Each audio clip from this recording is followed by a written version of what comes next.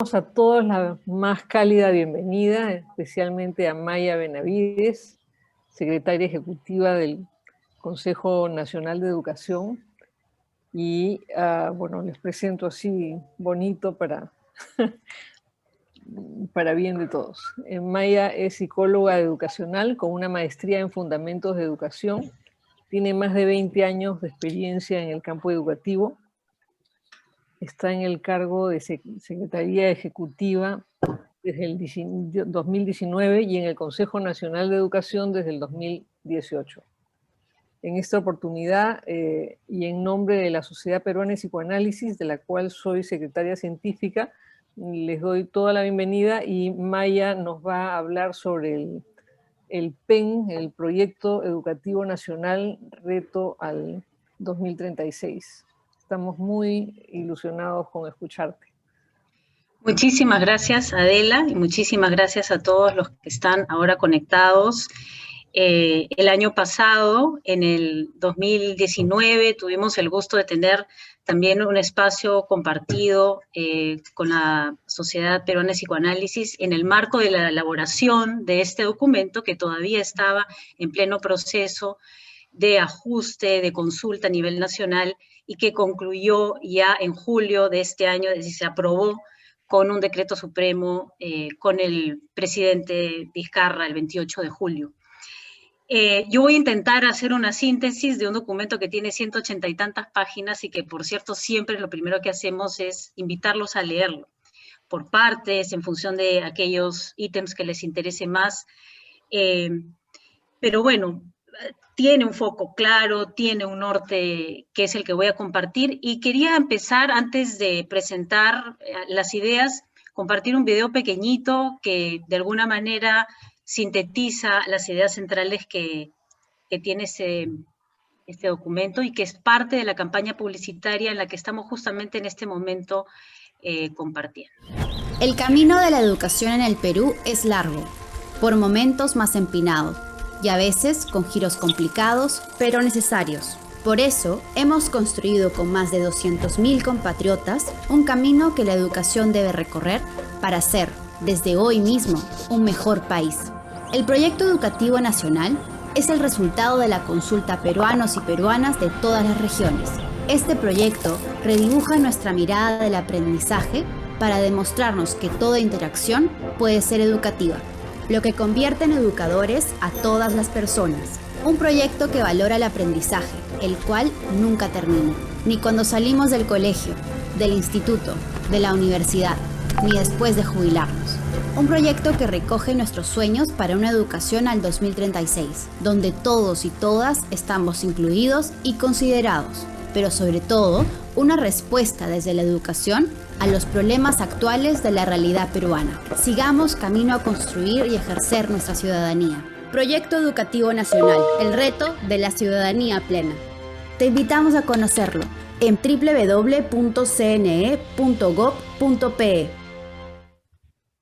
Bien. Bueno, ese video es el resumen y que grafica un poco algunas de las ideas que yo quería compartir con ustedes el día de hoy sobre este proyecto, cuyo título creo que es bastante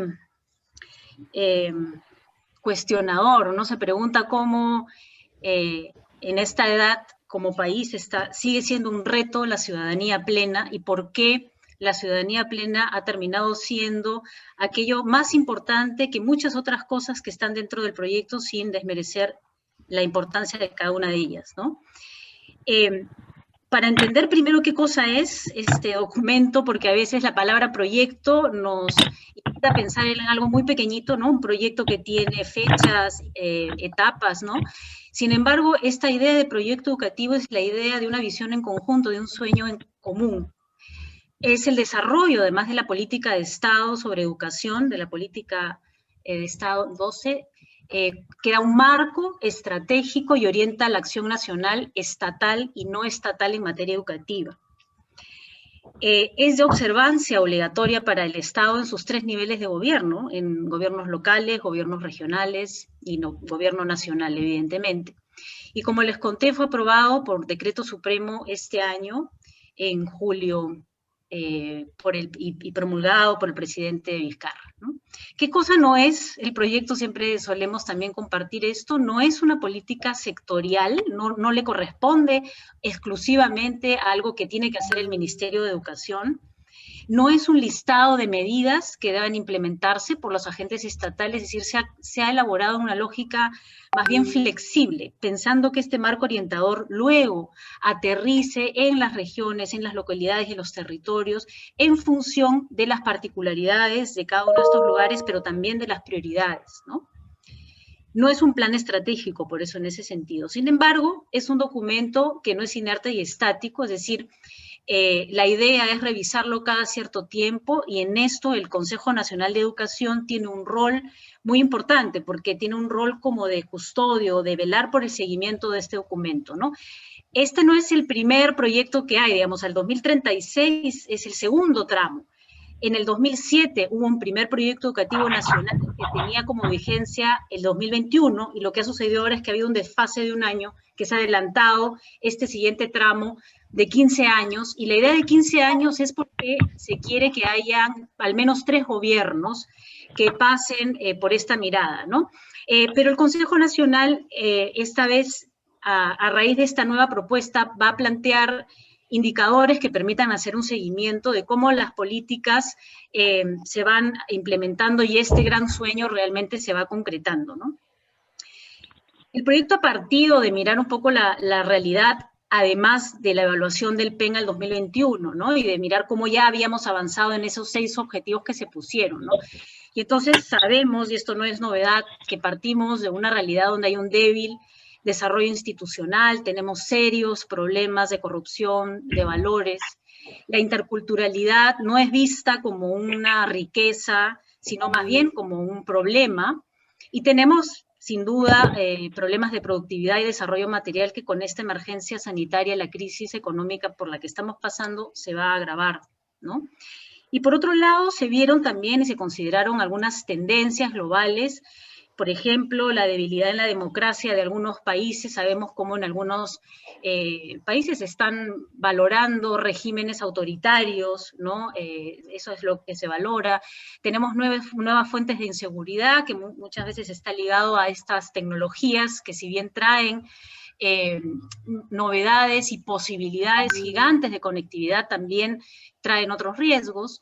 La ampliación de la esperanza de vida, cada vez vivimos más años y sabemos que vamos a vivir más años, y eso trae una responsabilidad enorme a los sistemas educativos, porque ya sabemos que existe una gran población joven y adulta que se quiere seguir desarrollando, quiere seguir formándose, y esto, por lo tanto, amplía la cobertura que ya, por ejemplo, un país como el nuestro es bastante grande, ¿no? La relación está tan clara entre lo individual, lo local y lo global, ¿no? Tenemos como que en el mismo plano a veces la realidad de nuestro barrio, de nuestro distrito, de lo que está cercano, y a la vez lo que está pasando en otros lugares, ¿no? Y evidentemente, bueno, las crisis que siempre existen. La pandemia no estuvo en el panorama cuando elaboramos el PEN de ninguna manera, pero sí la idea de que podían haber crisis de cualquier naturaleza, ¿no? De naturaleza climática, social, etcétera, ¿no? Entonces, por eso esta incertidumbre ha estado siempre presente en este tratar de imaginar esa educación, y a los peruanos y peruanas educados luego de esa experiencia a 15 años, ¿no? ¿Cuáles son las ideas centrales de este proyecto educativo nacional, ¿no? Por un lado, que la educación es un derecho humano fundamental, que pone la centralidad en las personas, ¿no? No en los servicios, no en cómo nos organizamos sino en las personas, y en el hecho de que aprendemos a lo largo de la vida, desde que nacemos hasta que nos morimos, y no exclusivamente en las edades en las que regularmente se piensa que uno aprende, ¿no? En el colegio, en la niñez, en la adolescencia, en la juventud. Pero además que aprendemos dentro y fuera de las instituciones educativas. No nos educamos exclusivamente en un salón de clases, ¿no? Sino en todas las interacciones que tenemos fuera de ella, en la familia, en el parque, etcétera, ¿no? Y el rol de la política pública como un garante universal de este derecho a la educación. Por otro lado, hay una preocupación central por la inclusión y la equidad, una preocupación que viene desde el PEN del 2007 al 2021. Claro, por favor, échale limón al tremendas brechas que no hemos podido cerrar. Y por otro lado, la idea de que si bien es importante que tengamos competencias de lectoescritura, de comprensión lectora, de matemáticas o competencias que nos habiliten para un trabajo, eso no es suficiente. Tenemos que seguir pensando y apostando por la formación integral de las personas y considerar sus dimensiones físicas, cognitivas y espirituales en el sentido más amplio de la palabra, ¿no? Y bueno, esta idea de la ciudadanía plena, como la aspiración de todas las personas, ¿no? La ciudadanía como una condición que debería ser natural en las personas y que sin embargo sabemos que no la podemos ejercer de la misma manera. Esto requiere cambios en las personas y en los sistemas. O sea, hay que cambiar cosas en el sistema, sí, pero también hay que cambiar algunas cosas en los hábitos, ¿no? Desde la experiencia más cotidiana. Y una cosa muy importante de este PEN es que hace un llamado multisectorial, ¿no? Ya decía hace un rato que esto no es un tema exclusivamente del Ministerio de Educación. Lo educativo le debe importar a todos los sectores, ¿no? Y entonces sabemos que hay una relación más clara, por ejemplo, con salud, y en la primera infancia eso cobra especial importancia, o con trabajo al momento de pensar en los jóvenes, pero no solamente. Tuvimos reuniones a lo largo de todo este proceso en el que elaboramos y recogimos información con casi todos los ministerios, ¿no? Y entonces, bueno, este es un documento que no está hecho por el Consejo Nacional de Educación, es un documento que ha recogido muchas voces y se ha nutrido al menos de 4 fuentes, ¿no? Por un lado, el saber experto, o sea, qué dicen los estudios, qué dice otras experiencias sobre cómo aprendemos las personas a lo largo de la vida, en las distintas etapas, qué funciona, qué no funciona, ¿no? Luego una consulta ciudadana, que voy a detallar un poquito más, una visión del país al 2050, que es la que propone el Acuerdo Nacional, y un ajuste a los principios y valores democráticos, ¿no? Esto se hace desde el 2017, que recibimos el encargo del Ministerio de Educación para la elaboración de este documento. Decía que un componente importante era la consulta nacional, ¿no? Hemos logrado recoger las voces de aproximadamente 250.000 personas, a través de distintas estrategias. Hicimos jornadas por la educación, diálogos especializados, una encuesta virtual, bueno, reuniones de trabajo, encuentros macrorregionales, hubo 7, un encuentro nacional, y desde el 2017 algunos eventos como Futuro País, Futuro Educación, etcétera, ¿no? Hemos ido al Consejo de Ministros como 4 veces, reuniones con los ministerios, partidos políticos, y también ha tenido esto la mirada de CEPLAN, y del Ministerio de Educación, sin duda, ¿no? Por favor, silencien sus micros. Gracias. Bien, entonces, bueno, fruto de todo esto surge este documento que, en síntesis, digamos, plantea 4 grandes elementos, ¿no? Una visión, 4 propósitos, 10 orientaciones estratégicas y 5 impulsores, ¿no? La visión es esta imagen de las personas luego de 15 años y luego de pasar por una experiencia educativa enriquecedora y como la planteamos.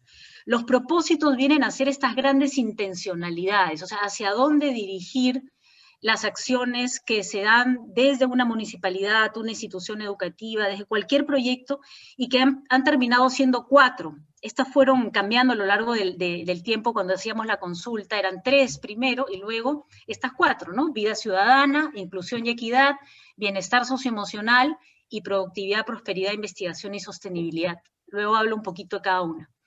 10 orientaciones estratégicas que vienen a hacer estos cambios que hay que dar en los actores y en el sistema para intencionados, digamos, con estos propósitos para lograr esta visión, ¿no? Hay 4 que le hablan a actores particulares, a las familias, los docentes, los directivos y la sociedad, y aquí estamos hablando de docentes y directivos de educación básica, pero también de educación superior. 6 orientaciones que le hablan más al sistema, para cerrar brechas, para validar trayectorias de aprendizaje, sea de donde vengan, para valorar la autonomía de las instituciones, para financiar con equidad y eficacia, para optimizar la gestión estatal y para reconocer y alentar la investigación y la innovación. Y finalmente 5 impulsores de cambio, que se plantea que deben hacer estos cambios que desde el Estado hay que dar con más fuerza para permitir que otros cambios se den, ¿no? Y estos son 5. Primero, concebir la acción educativa desde las personas, ¿no? Desde sus necesidades, desde aquellas cosas que son comunes, pero también particulares según sus etapas de vida, el lugar donde están, etc. Garantizar que todas las instituciones educativas cuenten con autonomía, o sea, de todos estos cambios y orientaciones que se dan arriba, se entiende que esta es una muy importante, donde la idea de la autonomía es la libertad para tomar decisiones desde el territorio, pero no concibiéndose como algo aislado o tampoco desde la lógica del abandono, ¿no? Un tercer impulsor es fortalecer el carácter público de la educación, y aquí hablamos de 2 cosas: fortalecer la educación estatal, pero también fortalecer la idea de que desde las instituciones privadas hay que honrar finalidades públicas, ¿sí? Un cuarto impulsor, que es modificar el financiamiento público. Sabemos siempre que necesitamos más dinero, se necesita más financiamiento para muchas cosas, pero también necesitamos afinar de recursos. Muchas veces funcionamos con estándares, y sabemos que en un país tan diverso como el nuestro, eso no solamente es irreal, sino que habla de costos diferenciados. No cuesta lo mismo un servicio educativo, no sé, en Lince que en Lamas, ¿no? En una zona rural que en una zona urbana. Y finalmente, el último impulsor, que la verdad no se puso, o sea, se puso antes más bien de la pandemia, pero con esta emergencia ha cobrado mayor relevancia, que es hacer uso universal e intensivo de los medios digitales, no solamente para optimizar la experiencia educativa, sino también la gestión, ¿no? Acá hay un zoom de la visión. Voy a regresar sobre estos 4 elementos rápidamente para después también dejar más espacio a las preguntas y los comentarios que ustedes tengan, ¿no? Básicamente para resaltar cómo estamos imaginando esta educación, ¿no? Y dice, todas las personas en el Perú, todas, aprendemos, nos desarrollamos y prosperamos a lo largo de nuestras vidas, ejerciendo responsablemente nuestra libertad. Están estos 2 valores, ¿no? La responsabilidad y la libertad, para construir proyectos personales y colectivos, ¿no? Esta doble dimensión también está siempre presente en todo el documento, conviviendo y dialogando intergeneracional e interculturalmente en una sociedad democrática, equitativa, igualitaria, inclusiva, que respeta y valora la diversidad en todas sus expresiones y asegura la sostenibilidad ambiental, ¿no? Este texto, comprenderán, pues, sufrió muchísimos cambios. Algunos querían que sea más grande, otros una frase, en fin. Se llegó a esto, y en el documento incluso se tiene un texto más amplio que la explica, ¿no? Luego están los 4 propósitos de los que ya hablé. Básicamente quiero simplemente resaltar algunas ideas de cada uno de ellos, porque no son tan fáciles no solo diría yo, de alcanzar, ¿no? Más que de concebir. Por un lado, esta intencionalidad de la vida ciudadana, lo que planteamos es que la educación debe contribuir a que convivamos de una manera que se garantice la igualdad ante la ley, asegurando el cumplimiento de nuestras obligaciones y ejerciendo nuestros derechos. Y aquí hay un tema muy importante, donde prime la confianza. Sabemos que somos uno de los países de la región donde tenemos mayores índices de desconfianza interpersonal, ¿no? No confiamos muchos unos a los otros. El Estado no confía en los ciudadanos en el Estado, etc. Entonces, aquí hay un desafío muy grande. Un segundo propósito, el de inclusión y equidad, que es esta necesidad de que la educación ayude a mirar no solamente con ojos de iguales oportunidades a todas las personas, sino con especial atención a quienes son más vulnerables, se encuentran en situación de mayor desventaja, ¿no? El tercer propósito es el bienestar socioemocional. Aquí fue interesante porque en algunos lugares nos decían, ¿por qué no han puesto solo bienestar? Y sin embargo fue un pedido muy grande en varias de las regiones que lo socioemocional esté a este nivel, a un nivel de un propósito del proyecto educativo, ¿no? Y señalamos que la educación debe habilitar a las personas para conocerse, valorarse, autorregular sus emociones y comportamientos, establecer relaciones humanas sanas, identificar propósitos y sentidos en lo que hacemos, lidiar con diversos retos para alcanzar este desarrollo personal, pero siempre en la lógica de convivencia, ¿no? De que pertenecemos a un colectivo.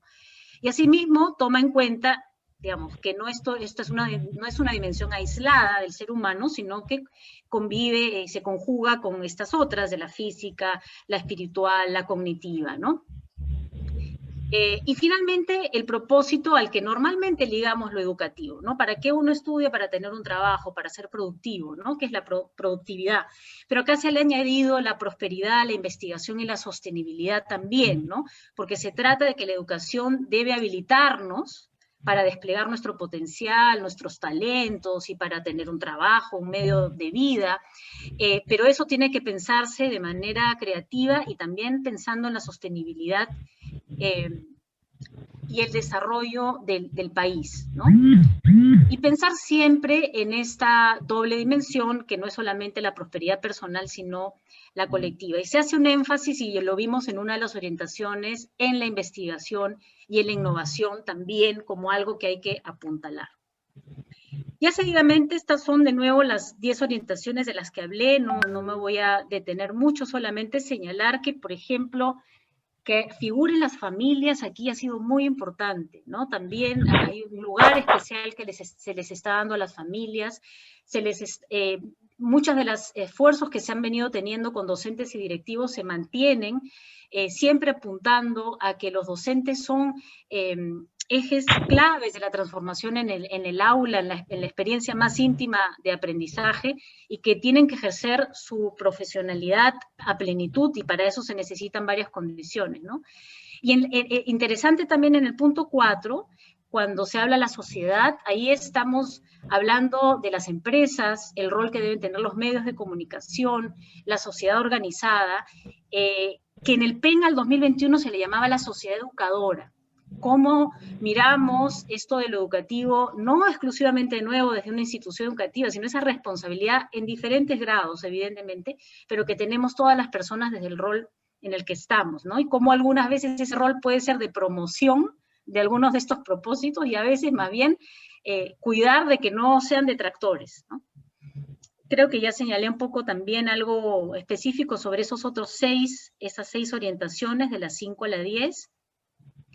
Y bueno, finalmente, estos 5 impulsores de cambio que, como señalo, la idea que se propuso a través de estos 5 es que sean aquellos que nos permitan mover algunos otros cambios, ¿no? La educación concebida desde las personas, garantizar que todas las instituciones puedan desplegar su autonomía, fortalecer el carácter público de la educación, incrementar el financiamiento público para que éste sea suficiente, y hacer uso universal e intensivo de las tecnologías digitales, ¿no? Y yo voy cerrando ya aquí para dejar más espacio de repente a la conversación, básicamente diciendo que este documento es un esfuerzo por tener algunas respuestas, pero lo que estamos haciendo ahora desde el Consejo para su difusión y conversación es que también se vea como un documento que genera muchas preguntas, y para seguir conversando, para seguir entendiendo. Sabemos y somos muy conscientes que esto de la ciudadanía plena no es un concepto fácil, un concepto que se visibilice claramente, y por eso como Consejo estamos trabajando muchos recursos, muchas ayudas, pero también entablando muchas conversaciones con gobiernos regionales y con autoridades regionales y locales y distintos actores para seguir comprendiendo este documento que es de todas y de todos los peruanos. Yo lo dejo ahí, Adela, no sé si quieren ahora plantear algunas preguntas para seguir conversando. Yo con todo gusto, a ver, voy a abrir el chat, allá, para ver si quieren plantearlas.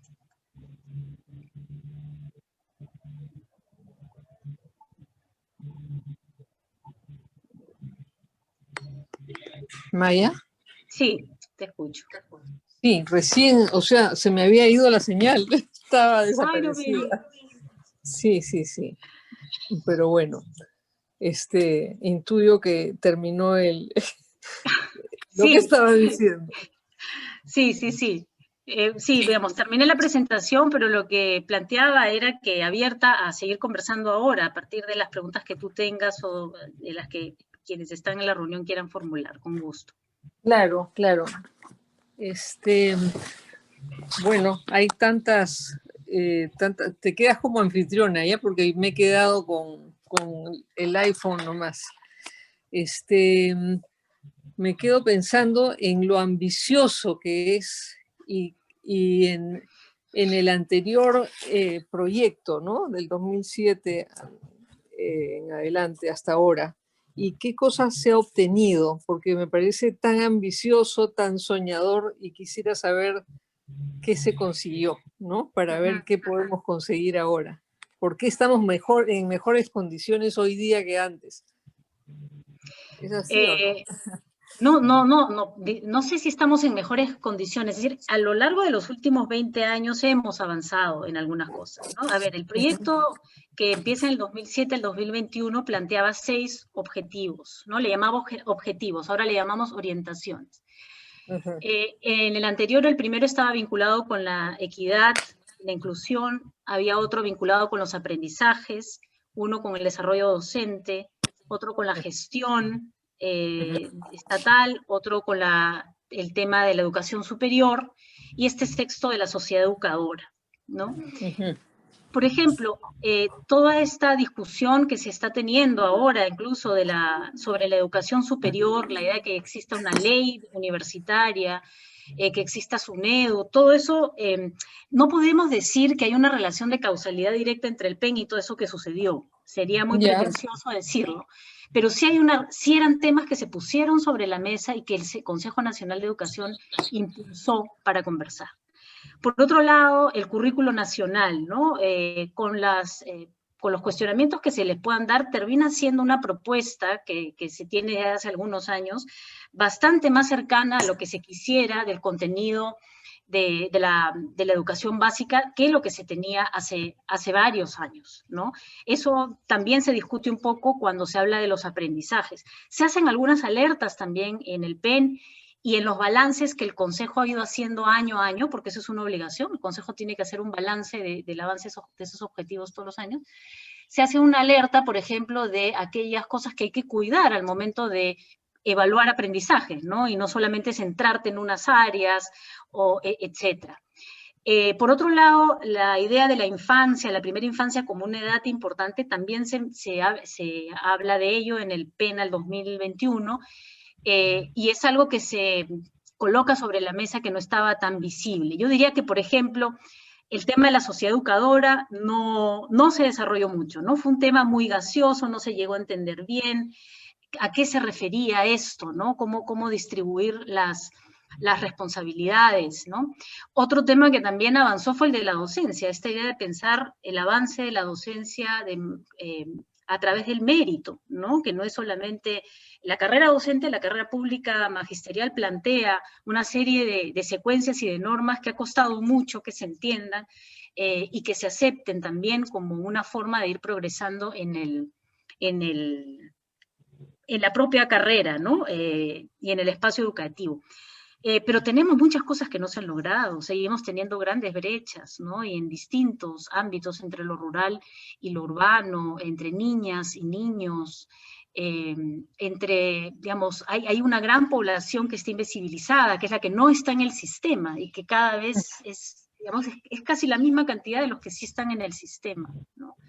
Entonces, claro, ¿por qué algo tan ambicioso? Sin duda, hubo muchas discusiones, ¿no? Esta visión del PEN debería ser algo muy concreto, mucho más asible, digamos, para que no tengamos la frustración de decir que no hemos llegado. Tiene que ser algo muy, digamos, completamente ideal, que permita realmente tener asegurado que no lo vamos a lograr. Se supone que esta propuesta de la ciudadanía es un intento por algo intermedio, es decir, que sabemos que cuesta y que requiere de muchos cambios, pero también se hablaba mucho de por qué no plantear una cosa así, ¿no? Y finalmente, como decía yo, es a 15 años. Muy difícilmente poder plantear una cosa más concreta, aún ni sabiendo lo que puede pasar pasado mañana, y menos en materia educativa, donde tenemos tantos cambios, ¿no? A nivel ¿Se te ocurriría hacernos una ruta, digamos, ejemplificadora de cómo llegan de la idea al campo? O sea... ¿En la elaboración del proyecto? ¿A qué te refieres? ¿Cómo llegaría, cómo se imaginan que podría ser una ruta hasta concretarse, por ejemplo, con los niños, con los jóvenes en cuanto a bienestar socioemocional, a equidad? Es algo, mira, quieren penetrar en la confianza, todo esto me parece increíble, ¿no? Pero quisiera pensar cómo se materializaría esto. Ya, bueno, no es tan sencillo responder eso. Pero, a ver, en el intento y de lo que estamos haciendo, ¿no? Por ejemplo, a nivel regional, las regiones tienen sus proyectos educativos regionales, que son formas de concretar y que justamente estamos acompañando a las regiones para redefinirlas, justamente para que sean proyectos más concretos, que tengan una temporalidad menor, no a 15 años, sino a 8 años, y que sí planteen prioridades, ¿no? Y como eso, la idea es seguir conversando con distintos instrumentos de gestión que se manejan, que sí están asociados a presupuestos, ¿no? Pero acá el desafío es que a veces se piensan ya de frente en acciones sin pensar para qué se están haciendo esas acciones. Entonces hacemos, pero no nos detenemos a pensar para qué. Y si lo que estamos haciendo nos está llevando por el camino contrario, ¿no? Esa es a veces la pregunta que uno no siempre se detiene, y ese es el intento de este documento, que te haga detener a mirar atrás y decir, a ver, lo que estamos haciendo realmente ayuda a la convivencia sana, saludable, está tomando en consideración las necesidades de los profesores, de las personas. Lo que ha sucedido ahorita con los profesores es increíble, ¿no? O sea, solemos mirarlos a veces como el problema de muchas de las cosas, sin embargo, en esta pandemia han demostrado una creatividad increíble y enorme para hacer clases, aún con los recursos suyos y de sus alumnos insuficientes. Se han establecido redes de comunicación entre ellos. Entonces, yo diría por un lado, conversar con los distintos autoridades y quienes manejan sistemas de gestión que permitan que eso concrete. Dos, hablar el propio Ministerio de Educación tiene que ser también una instancia que haga suya estas ideas y las concrete en sus planes visibles, seguir interactuando con los otros sectores para seguir pensando cómo esto se tiene que abordar no solamente desde un lugar, sino de manera intersectorial. Y bueno, por ahí, ¿no? Por ahí. Había una más que se me acabó de olvidar, pero bueno, sí, no es algo, digamos, no es algo fácil, ¿no? Sí. Veo. Y no sé, me he quedado sin palabras ante toda el sueño, ¿no? Cómo nos imaginamos. De repente podemos abrir las preguntas al público y conforme se vayan apareciendo te vuelvo a preguntar. ¿Te parece? Sí, aquí alguien en el chat también dice, ¿no? Que hay que escuchar a las regiones. Sí, claro que sí. Estamos desde que esto se aprobó en julio, el 28 de julio, a partir de agosto, nosotros en el Consejo que tenemos coordinadores macrorregionales que tienen a su cargo varias regiones, y ahora que tenemos un grupo nuevo de consejeros, porque esa es la otra, ¿no? El Consejo Nacional está conformado por 25 consejeros y el grupo que estuvo en la elaboración del PEN desde el 2014 concluyó su etapa este año. Y ahora tenemos un nuevo grupo de consejeros, la presidenta es María Amelia Palacios ahora, y se están organizando de modo que cada consejero o consejera esté mirando de manera muy particular cada región. Entonces esta va a ser un énfasis de aquí en adelante, sin duda, de doble vía, ¿no? Tratando de encontrar estas coincidencias en la visión, pero también escuchando lo que las regiones ya vienen haciendo y las prioridades de las regiones, ¿no? Porque este documento es como, no sé si esto es una metáfora válida, pero como el mínimo común, ¿no? Múltiplo Eso te iba a preguntar. del país, ¿no? Pero no, evidentemente, los énfasis de lo que le pueda importar a las personas en Madre de Dios va a ser distinto que los que necesiten en Tumbes y así, ¿no? He visto que tú has estado pues por muchos lugares en el Perú discutiendo este PEN, ¿no? Y pensaba en la discusión misma como una herramienta importante para llegar a los diferentes agentes educativos. Me parece espectacular, ¿no? Como Sí, para que vaya entrando, se sí, vaya de hecho, transmitiendo. así es. De hecho, una de las cosas que nosotros en el equipo técnico que viajamos un montón, valoramos muchísimo del proceso de elaboración, más allá del resultado, que es el documento, sino del proceso, fue esta posibilidad de conversar con tantas personas y tantas veces, ¿no? Y yo creo que ahí seguimos teniendo un desafío como país. No nos es fácil conversar. No solemos escuchar con claridad, solemos querer imponer nuestra idea o interpretar lo que nos están diciendo desde lo que ya queremos nosotros decir. O sea, no es un ejercicio en el que estemos acostumbrados, no sé si tiene que ver con nuestras competencias comunicacionales, con el autoconocimiento que tengamos, en fin, ahí podemos hacer varias hipótesis, ¿no? También la diversidad cultural que tanto la valoramos en un nivel, a la hora de la hora a veces suele ser una barrera. No trascendemos a estas diferencias que nos enriquecen tantísimo. Entonces, eso por un lado, no sé, pensando en alguna, sí, en el valor del diálogo, ¿no? Que hay que seguir manteniendo. Y también pensaba, Adela, que una cosa difícil que fue durante el proceso es soñar. Estamos muy atados a las urgencias, muy atados a las necesidades, ¿no? En varias de las jornadas que nosotros decíamos, a ver, ¿cómo nos imaginamos? Y no solamente adultos, ¿no? Porque hemos tenido jornadas con niños, con adolescentes, ¿no? ¿Cuánto Sí, costaba soñar? O sea, ¿cómo te imaginas una escuela diferente, una educación diferente? No es, pero es que hoy día el problema es, hoy día el problema es, ¿no? Entonces, hay una dificultad a ese nivel también que es importante de atender, ¿no? Hola, no sé si se me escucha. Sí, Cristian, ¿qué tal? ¿Cómo sí. estás? ¿Cómo están? Bueno, gracias por el espacio otra vez. Yo tengo como unos acercamientos a lo que nos has compartido, María Luisa, y pues para mí como, sí, pues es como un ideal como bien grande, en el sentido de que lo que se está planteando es como un cambio estructural, ¿no? Esto precisamente que mencionabas de que en este momento de relacionarnos donde siempre hay como hay ciertos impases en los diálogos, para mí es como, tiene que ver con esta palabra que han usado, que es como el proceso cognitivo, y de cómo es que nos podemos relacionar y cómo es que eso condiciona también nuestra forma de sentir el bienestar, ¿no?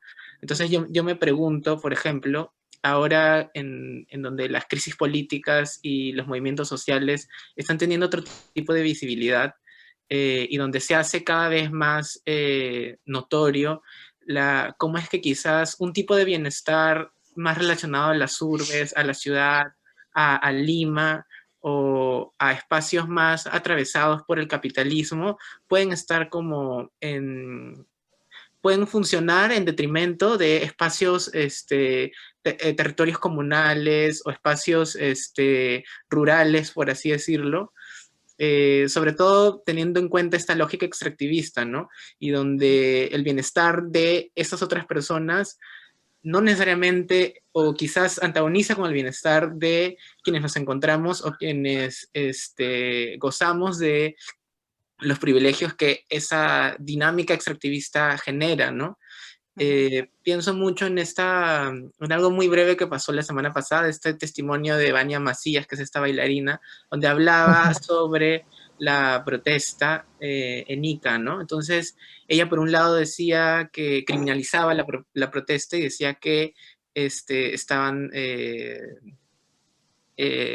saboteando, ya me olvidé la palabra que usó, pero estaban generando caos, ¿no? Y yo pensaba, ¿no? O sea, por un lado reconocía que seguramente eso es una realidad, que había gente, trabajadores que querían trabajar, pero también había gente que quería una mejor calidad de vida, un sueldo digno y cambios, ¿no? Entonces, yo me pregunto cómo legitimar también esos procesos de gestión, de lucha que se han como dado a lo largo de la historia del Perú, que por lo general se han movido desde las regiones, cómo legitimar que esos procesos también son formas de conocer, de saber, de articular y de generar bienestar de manera como local, desde el plan que están presentando, ¿no? En todo caso, mi pregunta es quizás más hacia quiénes son estos interlocutores que van a incidir o que van a trabajar con las localidades, ¿no? Porque es como, es ambicioso y bien complicado, ¿no? Como todo lo que se plantea. Sí, bueno, súper interesante todo lo que señalas. En realidad, acá sí hay una tentación que incluso se dio durante la elaboración del PEN, y es que tenemos tantos problemas como país que a veces queremos que un documento lo solucione o un esfuerzo lo solucione, ¿no? Y acá nos enfrentamos a un país que no tiene una propuesta de desarrollo o una visión de país muy clara, ¿no?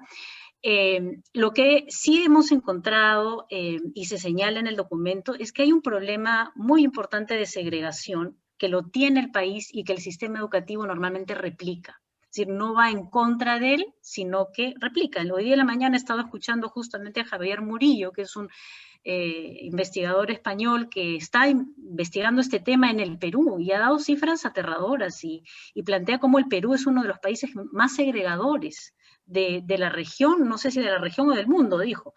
Pero, y el problema es que los sistemas educativos replican eso. Entonces, cuando hablamos de esta ciudadanía plena, hablamos de la vida ciudadana como un propósito, una de las primeras cosas que estamos diciendo es los peruanos y peruanas, primero tenemos que vernos y reconocernos, porque muchas de las lecturas y diagnósticos que hacemos son miopes, son desde nuestro lugar o nuestra burbuja, muchas veces desde Lima, o desde el privilegio y la educación que sí hemos podido tener, y no miramos al otro como un legítimo otro, ¿no?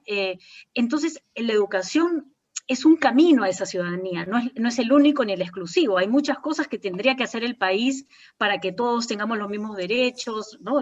Y ahí ya tareas para el legislativo, tareas para el ejecutivo en general, pero por lo menos lo educativo debería ser un espacio de encuentro entre los diferentes y donde aprendamos a dialogar para poder entendernos mejor y poder valorar esa diferencia que normalmente invisibilizamos, ¿no? Ese es un tema, y sí se habla en el PEN de la valoración de distintos saberes, ¿no? La educación comunitaria está presente y visible en alguno de las orientaciones, me parece que es en la 4, justamente como una forma de entender que no todo se aprende en una escuela formal, hay muchas formas de aprender en las comunidades, un ejemplo de cómo se aprende intergeneracionalmente, por ejemplo, ¿no? Y que esas lógicas son las que tienen que verse más, y cómo tenemos que valorar esas trayectorias para que no se trunque tu trayectoria, ¿no? Si ya no terminé quinto de media, entonces ya no puedo hacer educación técnica, no. ¿Qué pasa si voy a trabajar? ¿Y qué pasa si después ese trabajo es valorado por un sistema formal y luego, y así, ¿no? O sea, estas conversaciones son las que deben darse, pero sí, por eso es que lo intersectorial, el llamado a las organizaciones privadas es fundamental, porque aquí tenemos que unirnos todos, ¿no? Gracias. Liné, ¿cómo estás? Sí, hola, ¿qué tal? Maya, gracias. Me parece, te agradezco, ya Adela lo ha hecho, pero creo que es una ocasión importante que desde este espacio de la Sociedad de Psicoanálisis conozcamos el proyecto nacional educativo, ¿no? Me pareció bien interesante cómo en la reunión de hoy se va dibujando una tensión. Adela pregunta, ¿y cuál es la ruta? ¿Cómo cómo podemos vislumbrar ese tránsito del proyecto a la realidad. Y creo que esa es una de las preguntas, pero yo entiendo, por lo menos lo poco que conozco del PEN, es que una de las cosas más interesantes es cómo ha sido el proceso de elaboración, que el hecho de que no es producto de la inspiración de algunas mentes brillantes, ¿no? Sino que ha recogido experiencias, saberes, inquietudes, necesidades a lo largo del país de distintos actores e instancias. Entonces, tiene una pluralidad que creo que nos invita a ser parte de ella. También creo que en la medida que es un proyecto, traza horizonte, tiene mucho de utopía. Y yo le encuentro un valor a eso, muy grande, porque si es que no es en el campo de la educación, que incluye todo lo que has descrito, y para nosotros psicoanalistas quizá lo que nos resuena más es, además de la ciudadanía plena, es el bienestar socioemocional. Digo, si es en el campo de la educación donde nos podemos atrever a soñar, ¿dónde? ¿Con qué? ¿En qué espacio? ¿No? Y claro, el Consejo Nacional de Educación no puede ser quien ejecute eso. No puede ser. Creo que, si entiendo bien, el PEN es una invitación a participar todos, a que nos lo apropiemos y cada quien desde las instituciones concretas lo vayamos haciendo realidad. Una de las cosas que me ha parecido bien interesante es la ampliación de nociones. Por ejemplo, esto de afirmar que la educación no tiene un tiempo en la vida, sino que abarca la vida entera. Eso yo lo siento muy emparentado con lo que hacemos los psicoanalistas, esta confianza en que es cambiar, y que el cambio mismo es un ejercicio de libertad, de poder aprender a lo largo de la vida, si bien hay cosas que nos condicionan, ¿no? Esto que dices que la calle puede enseñar, no solo el maestro, no solo el salón de clases, el currículum, sino la calle, las experiencias, y lo estamos viendo con las cosas que estamos viviendo últimamente, ¿no? Con la pandemia, con el confinamiento, pero también con esta revuelta ciudadana, defendiendo nuestra frágil democracia. Creo que son espacios de aprendizaje importantes, ¿no? También me parece interesante esta ampliación donde no nos centramos otra vez en currículums, sino que buscamos que cada región, que cada lugar, que cada escuela también ponga su toque particular. Ese es otro elemento importante que yo veo como en confluencia con nuestra práctica psicoanalítica. Cuando alguien viene a buscarnos porque está sufriendo, porque está queriendo conocerse, ¿no? Vamos sobre todo a escucharlo en la absoluta singularidad de lo que es esa persona, esa pareja, esa familia, ese grupo, ¿no?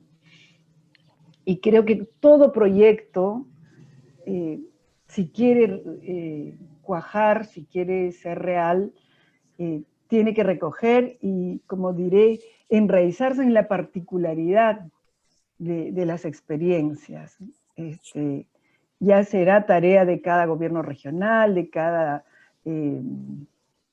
dirección de educación, ¿no? De cómo adapta, cómo lo lleva a su propia característica cultural, así como acomodar las cosas de acuerdo a las edades de las personas, ¿no? Pero me parece bien interesante esta cosa amplia, y luego creo que lo que el PEN plantea es horizonte, que tiene mucho utopía, y las utopías su valor fundamental es que empujan o jalan, como querramos llamarlo, ¿no? Entonces, gracias, es estimulante. Sí, bueno, gracias y tal cual, o sea, lo que estás diciendo tú es lo que nosotros invitamos a hacer en cada espacio, en cada institución, tenemos que sumarnos, pero como yo ayer tenía una reunión, por ejemplo, en TAC, en Pasco, y le decía, bueno, pero si uno no se la cree, no vas a invitar a otros que se la crean, entonces el paso número uno es leerlo, mirar, no estaremos de acuerdo de repente con el 100% de las cosas, en algunos casos hay algunos que nos han dicho han faltado enfatizar esto, o no han dicho con tanto ahínco esto otro, etcétera. Sí, pero en términos generales, ¿no? Esta idea de este sueño común, sí tenemos que mirar y ver si que nos hace sentido, ¿no? Para poder realmente impulsarlo desde lo que cada quien hace, que sin duda es a veces particular. Seguimos teniendo estas reuniones con los actores de los gobiernos regionales. Yo creo que también ahí hay una fuerza muy grande. Durante el proceso de elaboración logramos instalar grupos impulsores, que fueron los que nos permitieron hacer 870 y tantas jornadas, ¿no? Hemos hecho 800 a nivel nacional gracias a gente voluntaria que se organizó y que fue convocada y que pudo reunir a grupos de niños, a grupos de familias, padres y madres, para que pudieran reflexionar sobre estos sueños, ¿no? Y entonces la idea es mantener esta comunicación para seguir dialogando. O sea, por eso es que esto es un intento de respuestas, pero también son muchas preguntas. O sea, de nuevo, acá hay un gran llamado a detenernos, porque muchas veces tenemos planes, tenemos presupuestos asociados a cosas que por inercia se siguen haciendo, pero no siempre están llevándonos hacia estas 4 intencionalidades, ¿no? A una mejor convivencia o a valorar. Sí. Maya, pero esto de las jornadas y en tal cantidad y de esa manera me parece que fuera un buen camino, ¿no? Un camino de escuchar, ya que ya cambia las cosas. Porque estás tratando de llegar al otro y que esto de la equidad, de la confianza, del respeto y en fin, una serie de virtudes que has enumerado, de propósitos que has enumerado, se verían ahí permitidos y mejorados, ¿no? O sea, como que se les daría un lugar.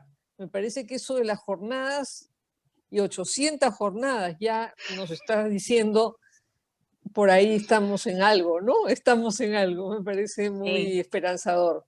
Sí, llegamos casi a todas todas las provincias y a casi todos los distritos a nivel nacional, ¿no? Esas fueron las jornadas por la educación.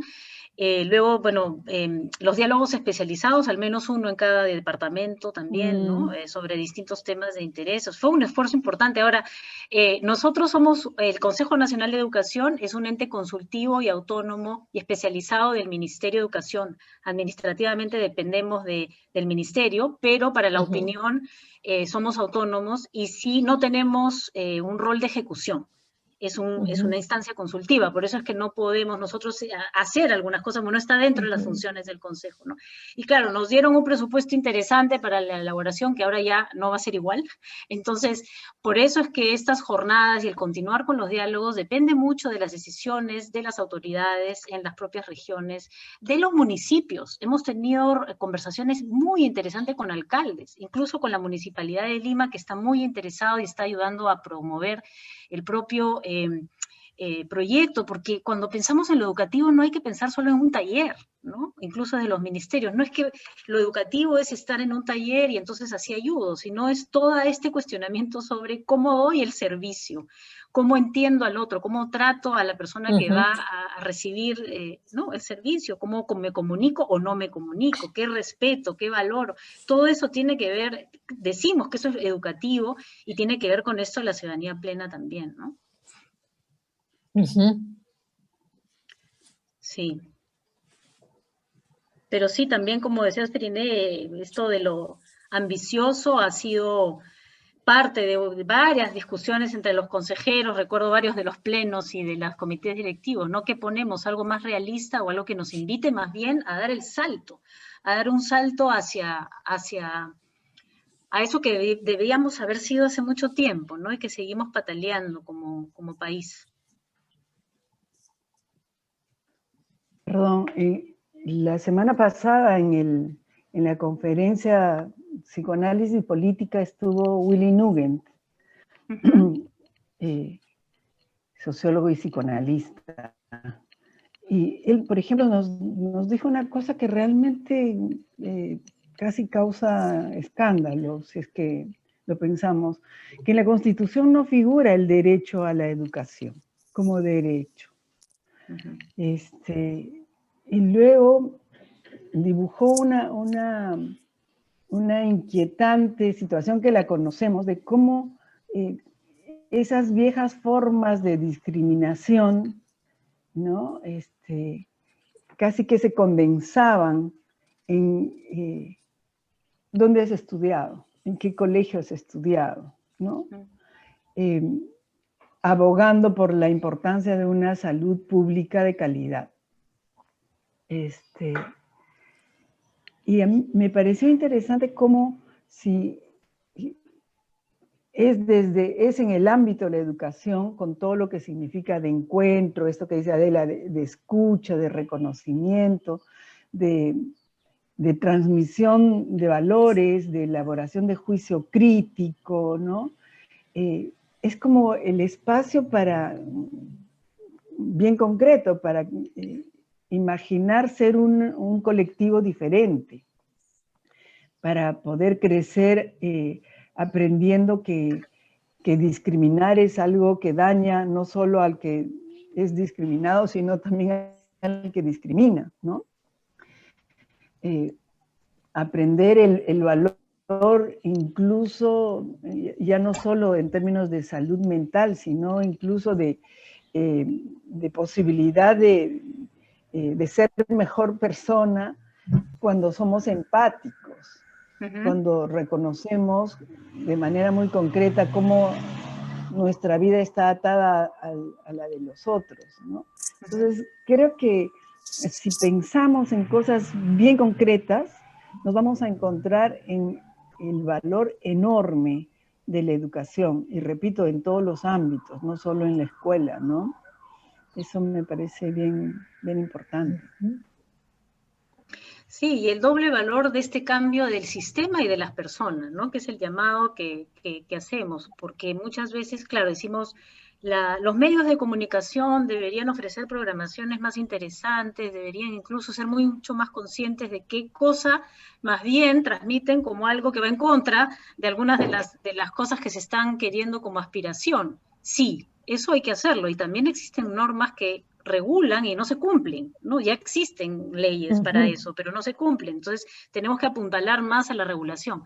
Pero también está el otro lado, ¿no? Cómo formamos estudiantes y personas críticas, que aunque reciban esa información, decidan apagar la televisión, o decían cambiar de canal, o decían verlo, pero desde digamos, sin creérselo completamente, ¿no? Entonces, son las dos cosas, ¿no? Está igual el tema de los docentes y las familias, ¿no? A veces hay esta tensión entre lo que en una casa se valora y lo que se valora en la escuela, y esta tensión que a veces no se resuelve, ¿no? Y tenemos experiencias de todo tipo, ¿no? Y yo justo hablaba hace poco con alguien que me decía, bueno, pero es que los colegios ahora ya no dan ni tareas, ¿no?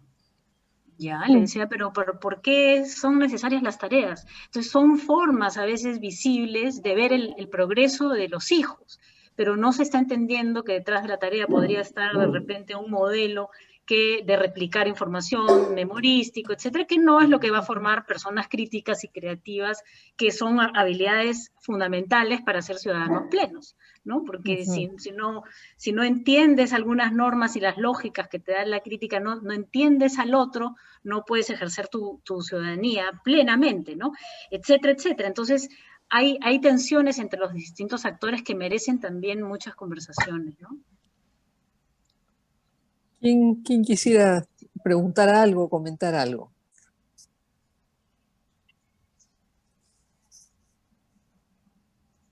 Puede levantar la mano o hablar nomás.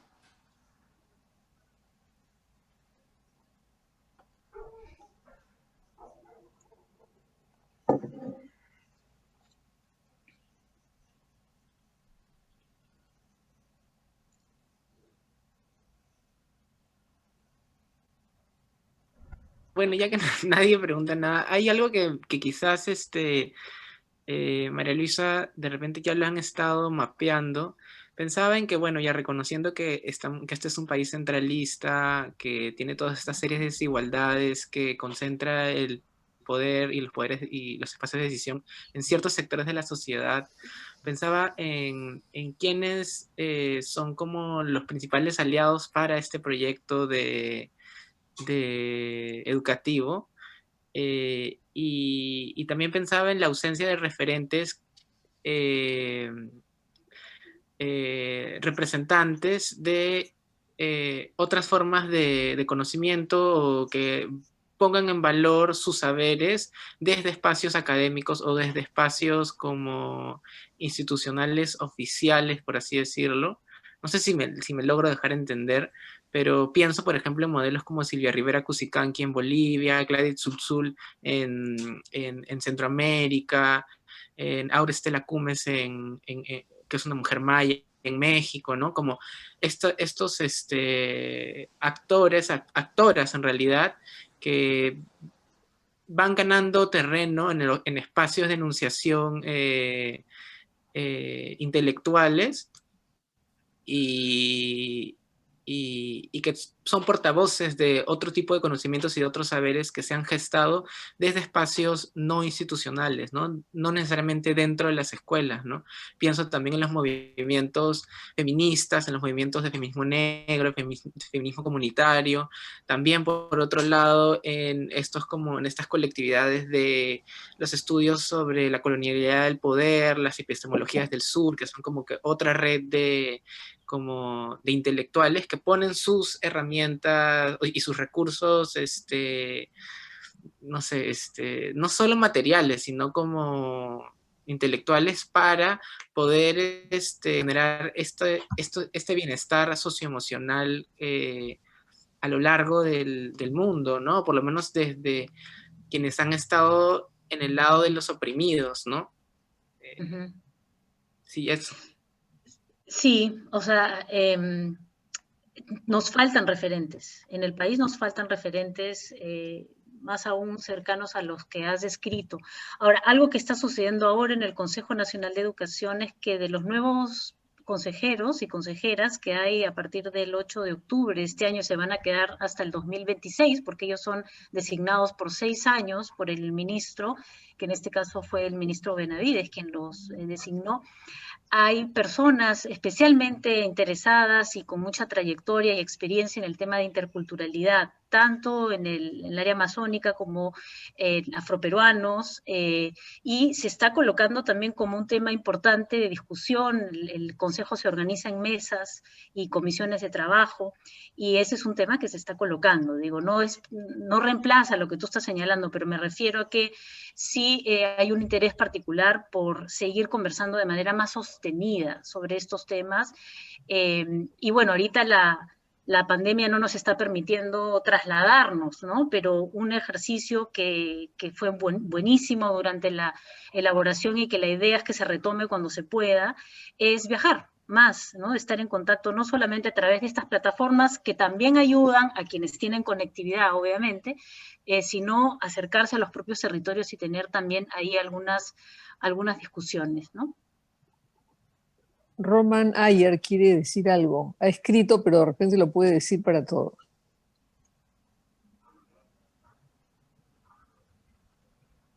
Sí, buenos días. No, bueno, solamente buenos días con todos y todas. Solamente estaba poniendo ahí en el chat que en relación a esto de cómo concretar, ¿no? O sea, si bien es cierto, no podemos negar los múltiples problemas que tenemos en educación, que creo que ya todos conocemos, y siempre eso se resalta mucho, ¿no? Y no, es obvio eso, ¿no? Pero también es innegable que hay experiencias valiosas, ¿no? Que se vienen dando, no desde ahora, como respuestas a la pandemia, ¿no? Sino desde hace muchos años. Hay experiencias que inclusive en algunos casos ya se han vuelto políticas, planes en algunos casos, ¿no?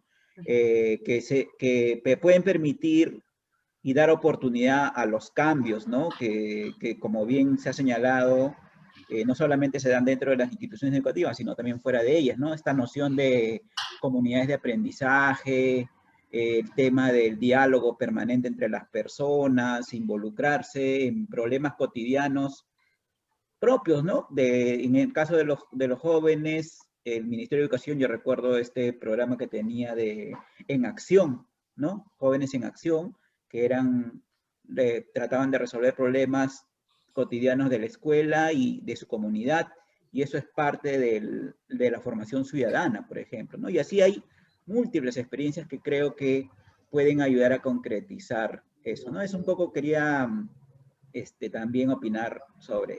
Gracias. Antonieta Latorre, ¿quiere opinar? Yo quisiera decir algo, creo que ya he quitado lo tenía apagado.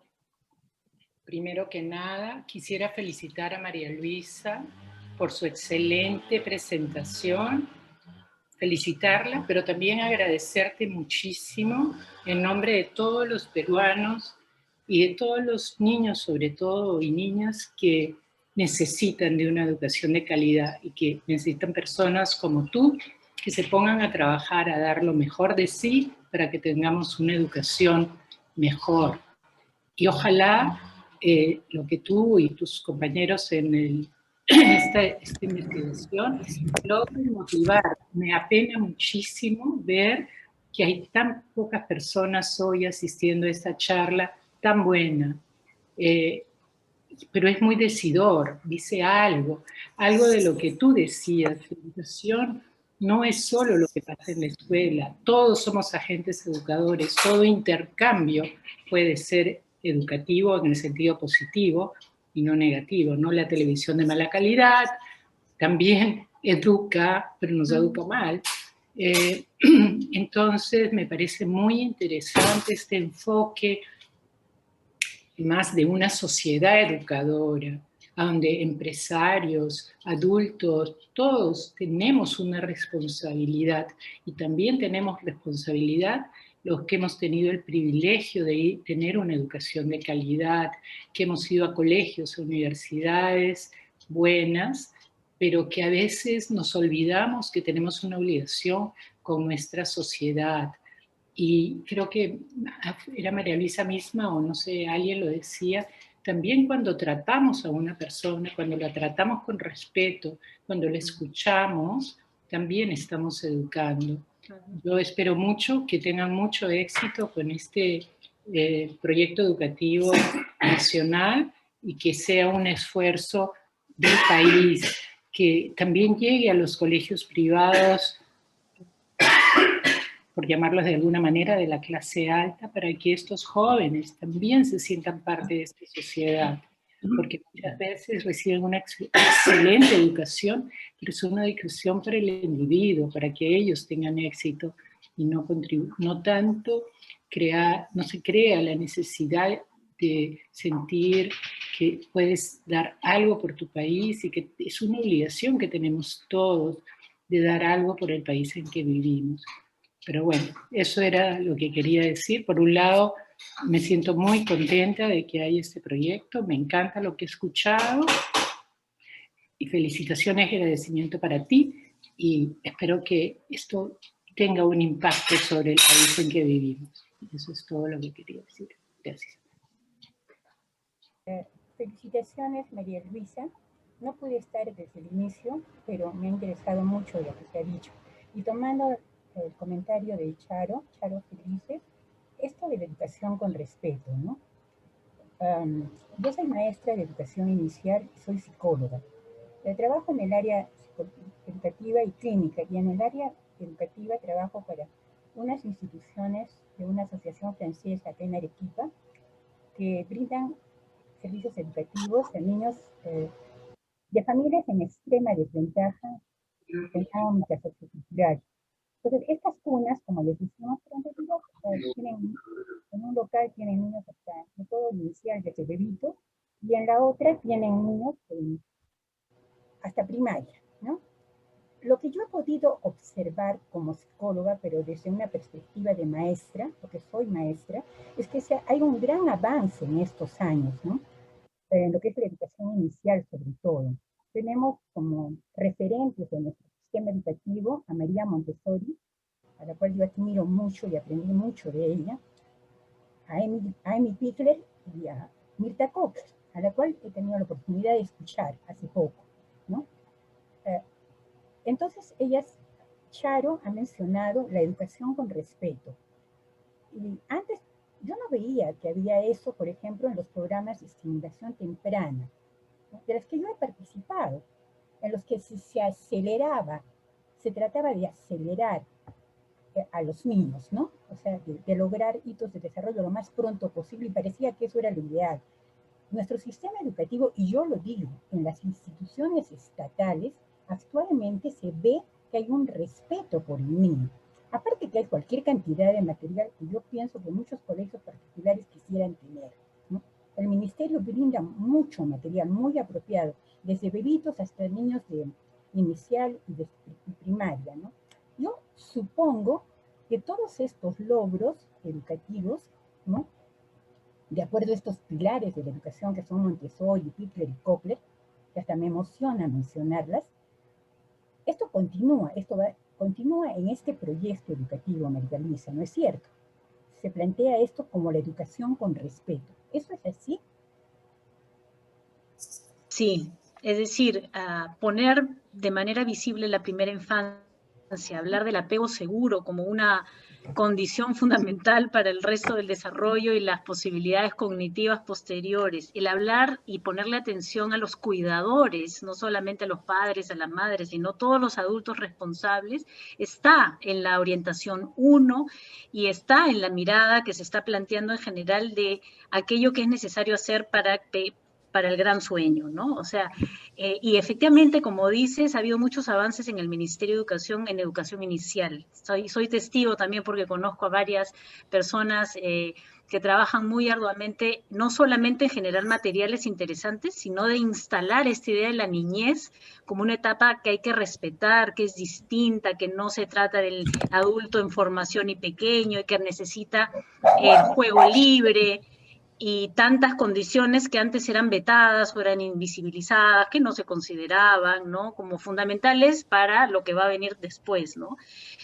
Sí, por supuesto, la idea es seguir en eso, ¿no? Y más bien contagiar a más niveles de la educación en primaria y secundaria, también por el tema de la exploración y la autorregulación, ¿no? Hablamos de que queremos instituciones autorreguladas, autónomas, pero las instituciones no funcionan sin personas, y las personas primero tienen que estar autorreguladas, y eso es algo que cuesta, porque a pesar de lo que tú señalas, y me alegro mucho que tengas estas experiencias que más bien hablen de buenos ejemplos, sí, seguimos teniendo a veces esta mirada de la disciplina como algo que tiene que venir de afuera, que nos tienen que regular con castigos o con alguien que está mirando lo que haces o que premia, ¿no?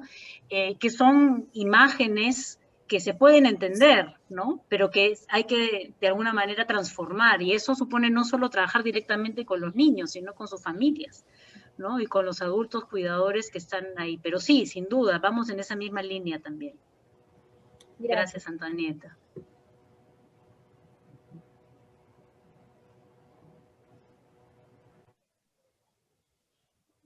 Maya, yo tengo una pregunta un poco,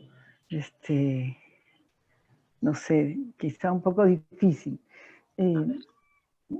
Somos un país diverso, buscando conectarnos, diverso, pero no solo por las culturas, ¿no?, por las regiones, sino también diversos en nuestra manera de entender lo que es el país, lo que es el desarrollo, ¿no?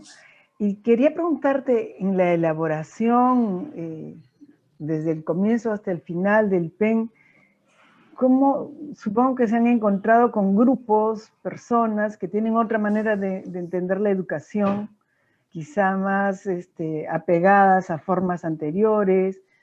Sabemos públicamente de grupos que encuentran que la educación es una amenaza de las formas clásicas de poder. a todo nivel.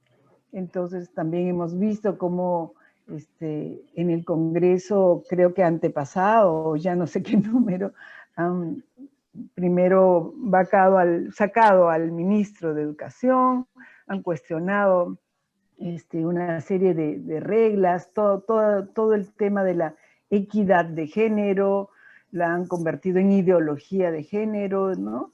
Entonces, ¿cómo se han encontrado a lo largo de la elaboración del PEN con personas y con qué argumentos, qué espacios de deliberación? Porque no se trata de desconocer esos grupos y esos planteamientos, sino de facilitar espacios de discusión para entender y deliberar. Cuéntanos un poco eso. Sí, sin duda. Yo también además estoy en la misma línea tuya, ¿no? Que se trata de entender, ¿no? Todos fueron invitados. Hemos tenido algunas organizaciones de las que tú has señalado que se acercaron al Consejo para preguntar cómo podían participar y fueron invitadas a las jornadas por la educación, no solamente en Lima, participaron en otros departamentos del Perú. La encuesta virtual que hicimos era abierta a cualquier ciudadano y ciudadana que quisiera poner su opinión, y era una encuesta abierta, lo cual además ha supuesto para nosotros un trabajo súper importante, interesante. Hemos aprendido de inteligencia artificial porque IBM ayudó nos enseñó un poco a usar Watson y ellos también pusieron muchos recursos para eso, porque eran preguntas abiertas, y se imaginarán, las preguntas abiertas además están a expensas de cómo la gente redacta, y entonces si no redactaste bien, la inteligencia artificial tiene más problemas para leer, ¿no? Pero bueno, ha habido espacios abiertos para recibir e incorporar todas las opiniones. ¿Cuál ha sido un poco la mirada que hemos tenido? Cuando yo les contaba que el PEN ha sido elaborado por 4 fuentes, o sea, el saber experto, la consulta, esta visión del país al 2050, y un cuarto elemento que ha sido el ajuste a los valores democráticos, el ajuste a esta mirada. Entonces, hay algunos argumentos que escapan a esta mirada, ¿no? Si decimos que tenemos que respetar a todas las personas, que valorar a todas las personas por igual, que darles la oportunidad, cualquier propuesta discriminadora no puede contemplarse dentro de un proyecto así. No es que pertenezca a una persona o a una institución determinada, sino que escapa a esta convención a la que hemos llegado, ¿no? De la misma manera, algunas propuestas que planteen que al niño hay que pegarle para que entienda, porque si no, no entiende, ¿no? A ver, si estamos hablando del respeto a la niñez y sabemos que el castigo físico por los estudios, porque es una de las fuentes, te dice que no puede tener un efecto inmediato, pero efectos secundarios terribles, y tanta información que se tiene ya, entonces no podemos negar esa información, y en ese caso eso vale más que lo que alguien puede opinar en particular, ¿no? Entonces sí hemos tenido algunas de estas ideas y se han discutido, y al final, bueno, siempre ha sido al final este documento es la propuesta del grupo de los 25 consejeros que terminan mirando todas las fuentes, sopesando y planteando aquí lo que se considera es más valioso para todos los peruanos y peruanas, ¿no? Entonces, esa ha sido la manera.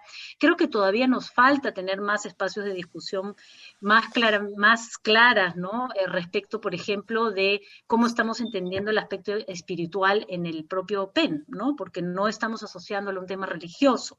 La espiritualidad puede desarrollarse más allá, no niega una religión, la religión puede ser una forma de experimentar la espiritualidad, pero no es la única.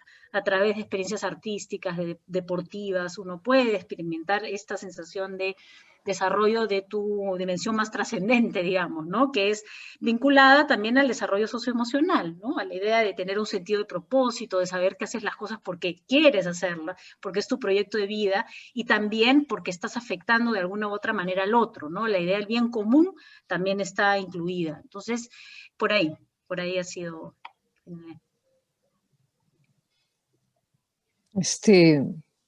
Maya, sí.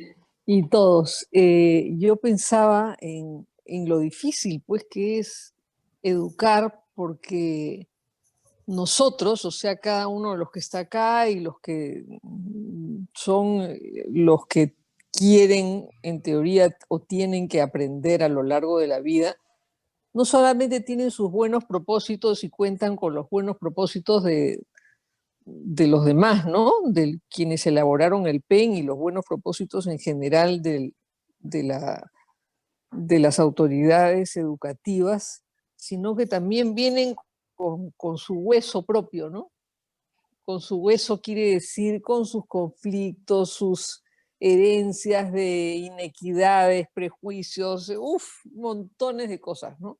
Que son muy fuertes. Es como cuando nosotros recibimos pacientes y bueno, recibimos en uno, porque ya es bien difícil recibir uno, imagínate recibir al país, me muero, ¿no? Pero es muy fuerte todo ese lado que conspira contra lo bueno. Y que bueno, eso simplemente digo que lo tenemos que saber y tener en cuenta, porque si no diríamos, bueno, se va por allá y por ahí vamos todos, pero no es tan sencillo, ¿no? Sabemos. Sí, y creo que has dicho algo muy importante, es decir, no podemos partir de ir hacia un sueño negando, invisibilizando esa parte no resuelta, ¿no? Creo que sí, ustedes trabajan arduamente, pero efectivamente a nivel a veces individual y a veces uno siente que esto es una tarea a veces titánica que nunca vamos a lograr tenerla, ¿no?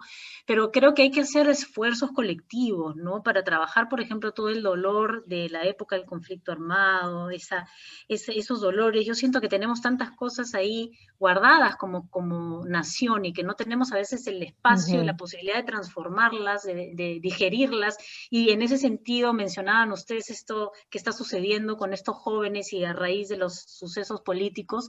Yo creo que son intentos maravillosos de transformar a través del arte, porque yo nunca he visto tanta expresión de murales y de afiches y de rituales, ¿no? Justamente tratando de canalizar esta rabia, esta impotencia, esta frustración bueno, ahí ya se dividen las razones, pero me refiero a que sí, que claro, hay que trabajar también a ese nivel para poder construir, ¿no? Si no es como una arena muy endeble, ¿no? Que hace que se caiga aquello que construyamos. Claro, claro. Sí. ¿Quién más?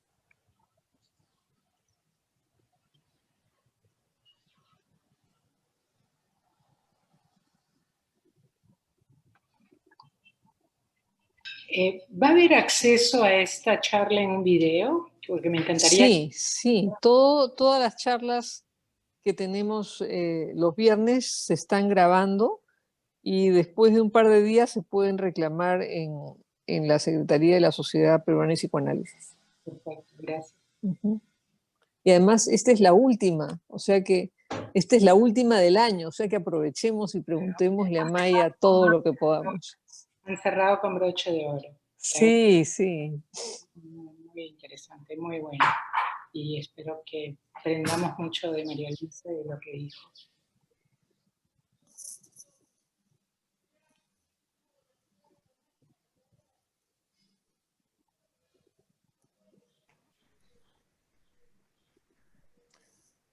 De repente tenemos alguna otra pregunta o si no... Pero a propósito de la pregunta anterior, también quienes quieran, está la página del Consejo Nacional de Educación que tiene toda la información, incluso las reuniones, tienen un material muy interesante para seguir en detalle este proyecto, ¿no? ¿No, Maya? No sé dónde está Maya. Creo que se ha desconectado, María Luisa. No sé. Sí, se ha desconectado. A ver, ¿Sí? Vamos a esperar que regrese, sí. Pero era a propósito de tu pregunta, Charo. En Facebook pueden encontrar perfectamente al Consejo Nacional de Educación con una serie de reuniones que hacen y presentación. Pero claro, esto también queda aquí grabado en nuestra página de la SPP. Y si es que en algún momento nos quieren escribir a la Sociedad Peruana de Psicoanálisis a sugerirnos algún tema que les pueda interesar, nos gustaría mucho escucharlos, ¿no? Me parecería muy bueno. Nos estás mirando, Cristian, con cara de que sí. Esperemos un ratito a María Luisa, que se ha desconectado. Y... mientras que ella viene, no por llenar sí, claro. Cuando alguien ahora hablaba sobre cómo, creo que tú misma, lo que se llamó equidad de género, ahora lo llamaron ideología de género, que es un término peyorativo, ¿no? Es un término que distorsiona. Porque eso también es un problema de educación, son miedos. Esas son fallas de nuestro sistema educativo en un grupo social que tiene miedo, no te metas con mis hijos, de todo esto. Esto es otro síntoma de algunos problemas que tenemos con nuestra educación. No solamente la educación pública, también la educación privada tiene una tarea pendiente para mejorar la calidad de la educación, no en el sentido, como dijo María Luisa, no en el sentido académico de conocimiento, porque estuvo muy bien, sino en el sentido de formar a ciudadanos plenos, creo que es la palabra. Creo que ahí también tenemos un trabajo que hacer, y si tenemos conciencia de que eso hay que cambiarlo, hacer un trabajo de hormiguita, porque va teniendo impacto a la larga, ¿no? A ver si aparece María Alicia por ahí.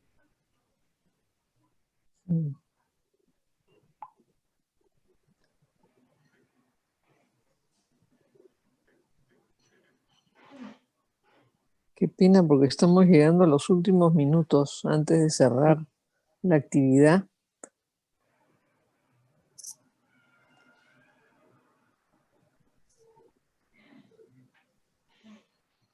Adela, de repente María Luisa te ha escrito, fíjate. A ver, ¿puedes sostener un ratito esto? Voy a investigar ya.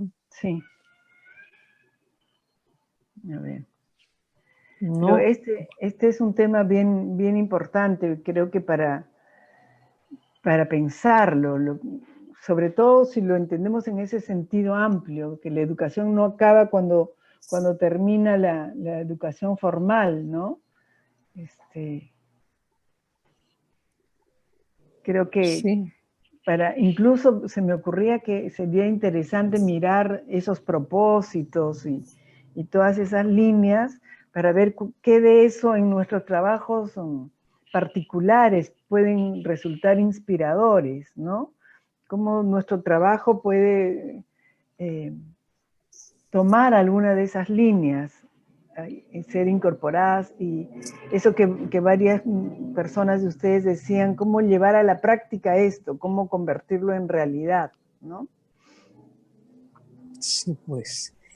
Y yo creo que nos vamos a tener que despedir, ya estamos en la hora. Les agradecemos a cada una de las personas que ha participado y esperamos verlos a todos el próximo año. Ya les iremos contando cuál es el menú para las conferencias de los viernes. De parte de la Sociedad Peruana de Psicoanálisis, les deseo un mejor año, mejor que el que estamos pasando de todas maneras. Cuídense, por favor, y los esperamos. Chao, chao.